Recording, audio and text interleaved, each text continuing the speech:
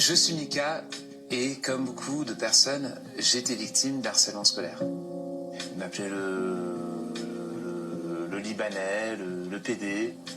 Pas seulement avec des mots, mais avec des trucs, avec des objets, avec des canettes, avec des cailloux que je recevais dans la tête. J'aimerais bien dire que j'ai pas de cicatrice de cette période de ma vie, mais ça serait un mensonge.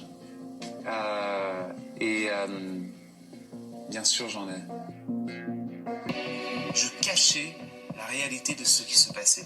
Ce qui veut dire que je me retrouvais seul à l'école, seul en rentrant de l'école, seul à la maison. Elle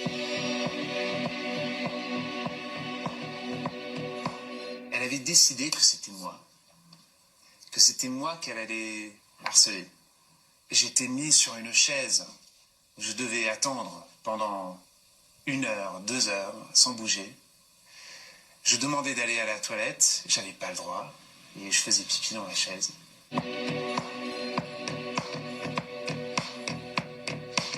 C'était des gens de mon âge, dans ma classe. Ils m'appelaient le Libanais, le PD. Pas seulement avec des mots, mais avec des trucs, avec des objets, avec des canettes, avec des cailloux que je recevais dans la tête. Moi, j'arrivais toujours 5 minutes en retard pour tous les cours. Et c'était pas parce que j'étais désorganisé, c'est parce que je me cachais.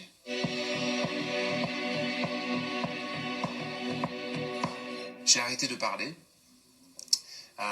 j'ai arrêté d'étudier,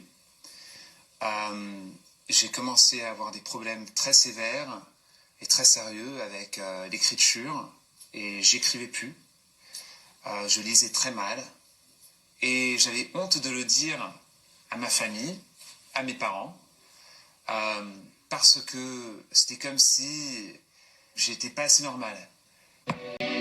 J'ai une famille qui m'a aidé énormément parce qu'ils ont cassé ce silence. Ils m'ont encouragé de parler.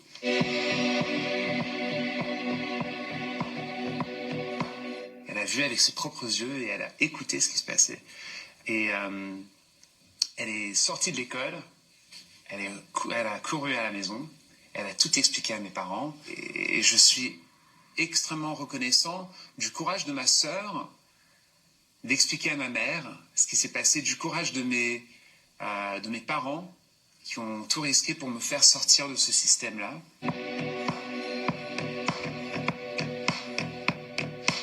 J'ai commencé à communiquer avec le monde autour de moi, j'ai cassé ce silence. J'étais plus silencieux. En fait, j'étais l'inverse. Je jouais le piano, je chantais, je m'exprimais. C'était la clé. Et ça m'a changé la vie. Il faut trouver une manière de s'exprimer. Même si on a peur d'utiliser les mots, on peut utiliser quelque chose d'autre. Un ballon de foot, un pinceau, le piano.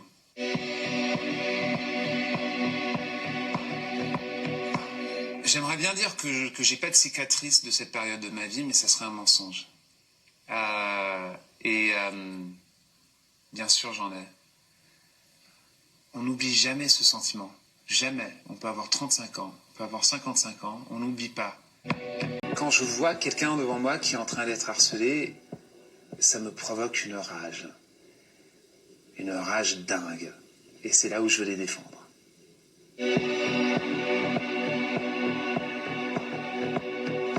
Le harcèlement, souvent, ça peut changer le monde autour de vous. La vue que vous avez sur votre propre vie devient beaucoup plus courte. Tout se voit dans une sorte d'espace petite et presque étouffante. Il faut comprendre que la vie est longue, que les gens autour de vous en ce moment ne sont pas du tout les seuls que vous allez croiser dans votre vie. Je ne vais pas dire que ça fait pas mal, c'est nul, et ça fait mal. Mais c'est pas la seule version de la vie. Et ça, j'en suis sûr.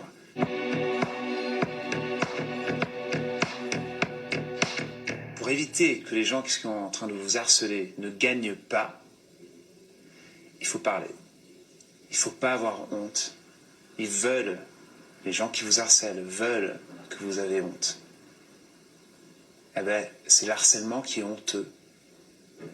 C'est pas ce que vous sentez en vous quand vous êtes harcelé. Ne devenez pas des victimes.